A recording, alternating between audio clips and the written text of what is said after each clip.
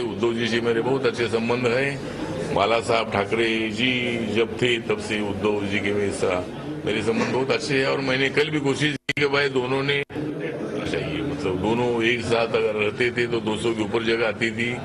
अभी क्या होगा मुझे मालूम नहीं है। सब बोल रहे, शिवसेना बोल रहे हमारी सरकार आएगी, बीजेपी बोल रहे हमारी सरकार आएगी, राष्ट्रवादी बोल रहे उनकी सरकार आएगी और कांग्रेस बोल रहे उनकी सरकार आएगी। तो मैं समझता हूँ कि अभी किनकी सरकार आती है मुझे मालूम नाही, लेकिन मेरी सरकार आएगी। साहेब, दोघांपैकी तुम्ही एका पक्षासोबत जाणार, हे तर या दोघांसोबत जाऊ शकत नाही, एका पक्षासोबत जाणार। एका पक्षासोबत जाल तर तुम्हाला किती जागांची अपेक्षा आहे? आरपीआयला एवढ्या जागा मिळाल्या, आता एक 20-25 तरी जागा मिळाल्या पाहिजेत। म्हणजे आता एक तर वेळ फार अपुरी आहे, उद्याचा दिवस एक राहिलेला आहे। एक तर या दोघांनी असं केलं की एकदम काठावरती ते तोडून टाकलं। एक तर अगोदर 8 दिवसापूर्वी ते सगळं जर त्यांनी निर्णय घेतला असता तर आम्हालाही चांगले एक्सरसाइज करता आला असता, आमच्याकडे चांगले लोक आले असते।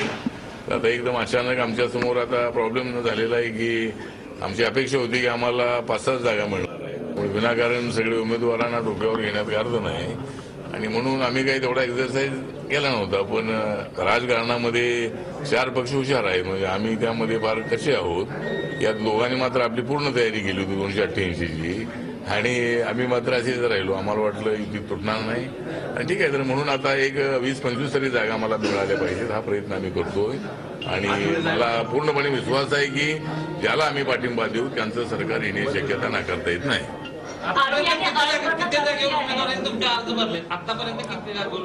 आता मी काल तसे आदेश दिल्यानंतर एक 60-70 ठिकाणी तरी आमच्या लोकांनी अर्ज भरलेले आहेत। म्हणजे आज आणि उद्या अनेक ठिकाणी अर्ज आणि अनेक लोक माझ्याकडे येत आहेत। पण आता मी सांगितलंय की विनाकारण म्हणजे सगळेजण तिकीट मागू नका। जे चांगले सक्षम उमेदवार असतील, सगळ्या जातीचे उमेदवार असतील तर या सगळ्यांना मराठा, ओबीसी, मुस्लिम, मातंग समाज, भटके समाज किंवा या सगळ्या समाजातल्या लोकांना तिकीट देण्याचा आमचा प्रयत्न आहे। पण आता जागा मला कोणत्या सुटतात आणि वेळ फार अपुरा आहे, त्यामुळं हा सगळा तिढा सुटेल का?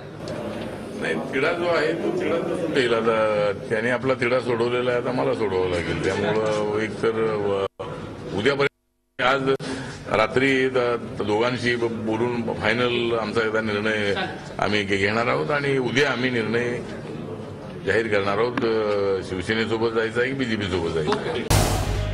झी 24 तास रहा एक पाऊल पुढे।